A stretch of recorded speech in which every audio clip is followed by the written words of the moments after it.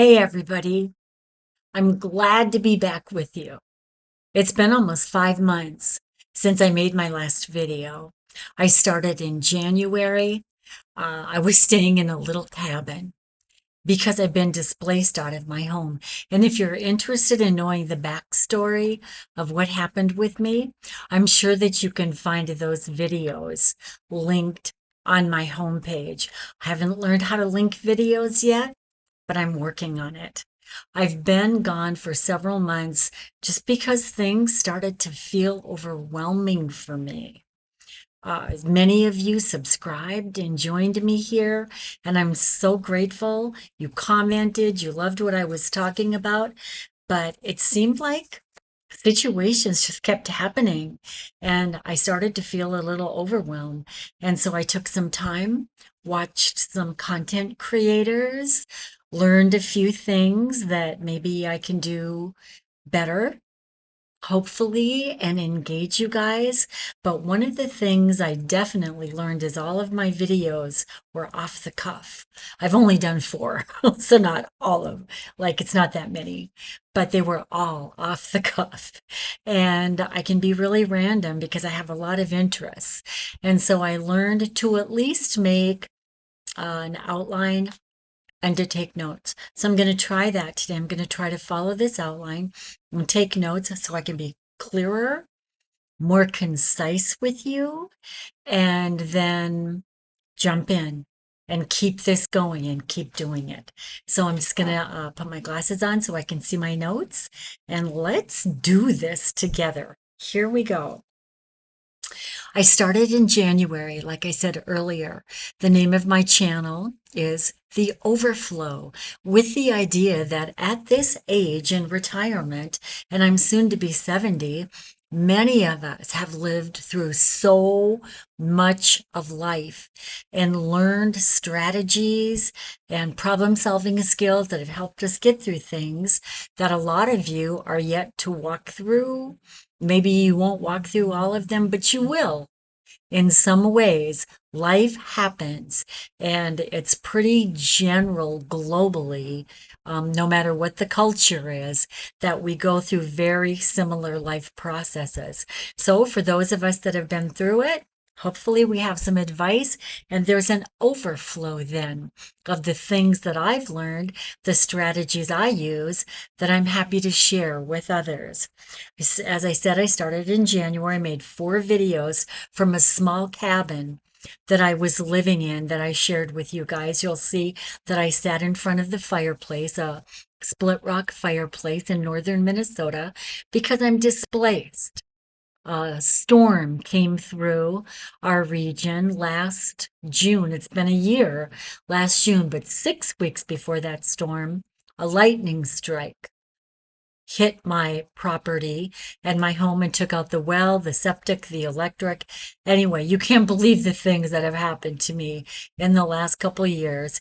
And so those are the things that I believe, in addition to other things, but those are some things that are currently still ongoing in my life. It's been over a year since that storm. It's been almost 14 months since the lightning strike, and I'm still not in my home. Here I am now. You can see my environment is different because the resort that I was staying in the little cabin at has summer tourism. I'm in the lake region of northern Minnesota. They had this cabin already pre-rented from last summer, and so they needed that cabin to accommodate their repeat clients and customers. So here I am, and thank God I've got a good policy. All of this is being provided through premiums that I've paid for years and years. And my contractor has given me an estimate. This is exactly what he said. Don't plan on hosting a large Thanksgiving dinner.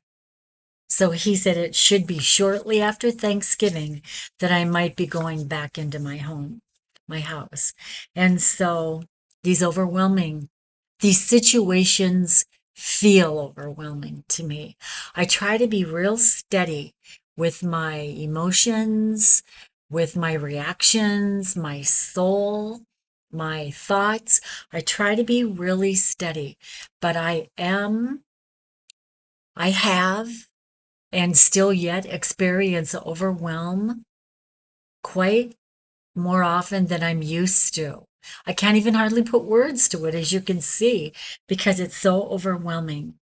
I feel like these um, distractions in my life are the reason I stopped filming back in January. I didn't know how to share everything that was happening.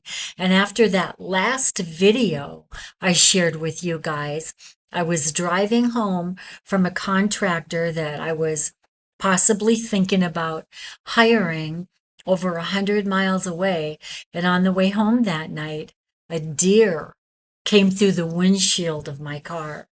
I was unharmed, my car was totaled, but it was just like too much, just too much. And I had to step back and step aside.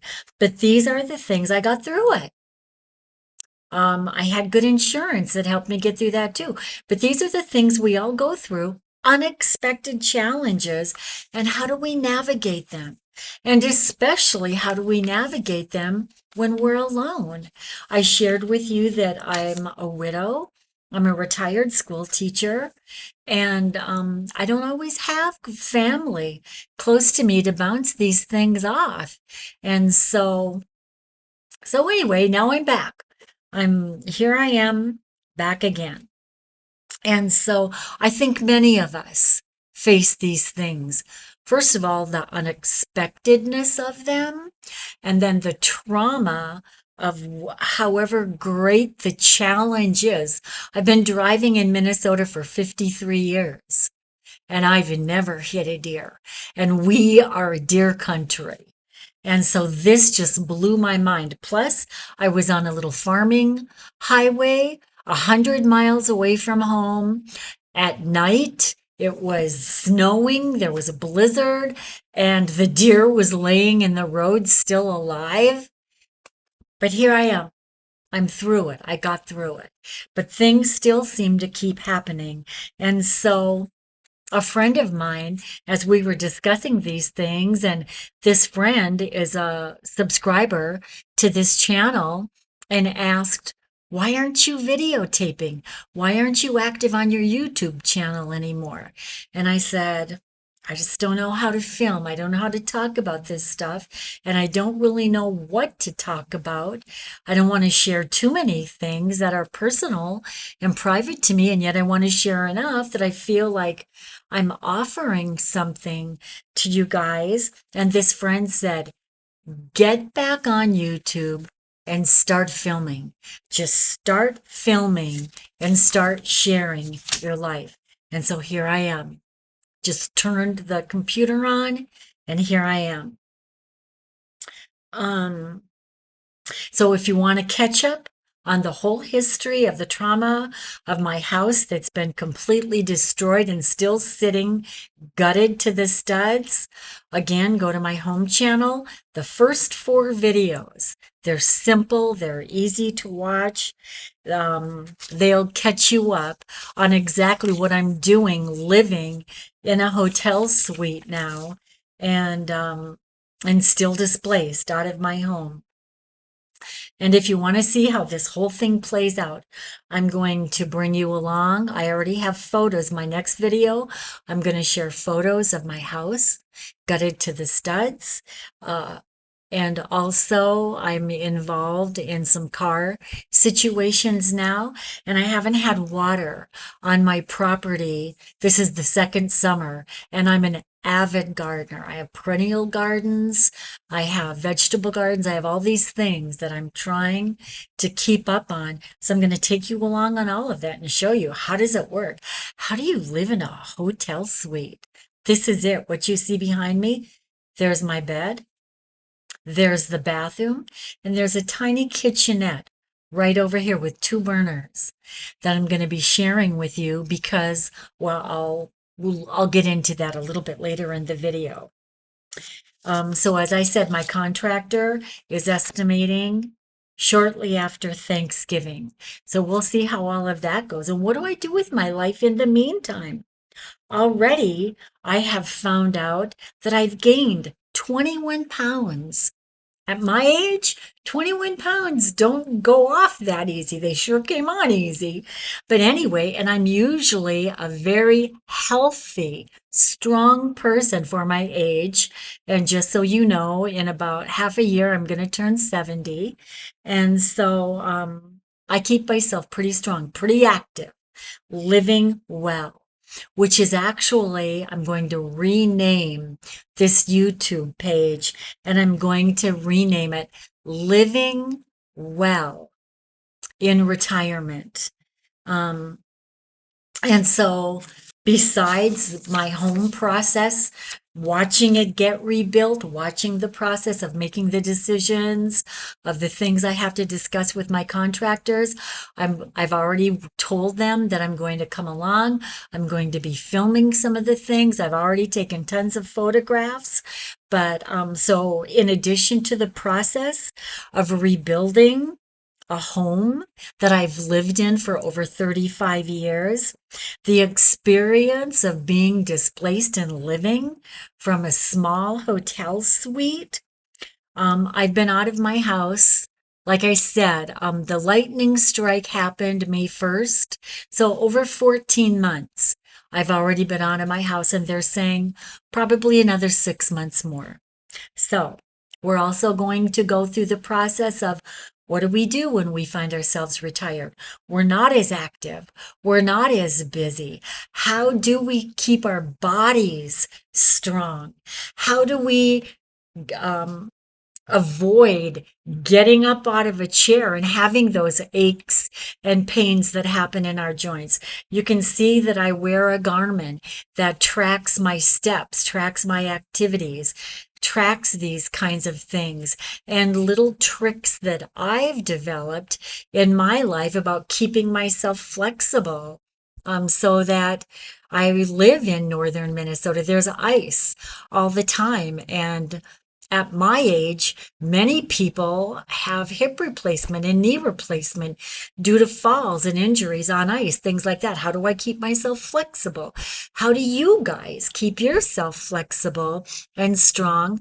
Because I don't believe for a minute that our golden years and our retirement are about degrading and going downhill.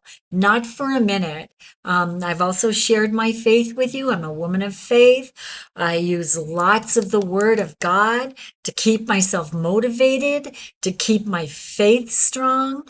And there's a scripture that says, that promises us, as the length of our days are, so is our strength. And so we have responsibility in that, right? We're a three-part being. We're spirit, we're soul, and we're body. And it's up to us each to keep those areas balanced and strong. And so, in addition to losing the 21 pounds, and oh my gosh, I don't know how I'm going to do this, but I'm going to show a photograph of my physique right now in front of a mirror, and I am really out of shape. I'm I've been thinking about that. I'm a little nervous about doing it, but if we're going to be real, we have to be real. And I also personally want documentation. So every week on Sundays, I'm going to step on the scale. I'm going to report my weight, and I'm also going to look at my body. One photograph every Sunday so that I can see if the things that I'm doing are making a difference. And I invite you, follow along with me. I'm going to share recipes. I'm going to show how to cook for one person. Sometimes through retirement or losing a spouse or empty nesting, sometimes those things are hard. How do you cook for one person anymore? Because I cooked big and I still do. I love to cook big, and I'll show you how that works for one person. And so these are the kinds of things that we're going to be sharing on this channel called Living Well in Retirement. I'm also, as I mentioned earlier, an avid gardener. I'm possibly going to show you some garden and yard work. I have to make sure that I get my uh, water hooked up and my well running. I did get a brand new well. They drilled a new well and all of that's taken care of. But then, of course, they had to winterize it over the winter so the pipes didn't freeze, that kind of thing. And the contractor hasn't been out there yet. I'm one of 14 different projects that this contractor is working on. And so, but my name's coming up now, so it'll be soon, but I have to have the water hooked up. Um, and in addition to all of that, I also rent a booth, an antique booth at an antique mall right here in town. I live about 12 miles east of town out on Big Wolf Lake. And so now I'm in town. I have my bike in the bike shop getting renovated and tuned up. I'm going to be taking bike rides around Lake Bemidji. You'll see the iconic Paulin Babe that's, according to Guinness World Records, is the most photographed icon in the world. We'll see. I'm going to be sharing that. I'm going to be sharing a lot of activities that are easy to do at our age, and showing you also what it's like to go thrifting, to go antiquing, and what it looks like to work in an antique booth and at an antique mall.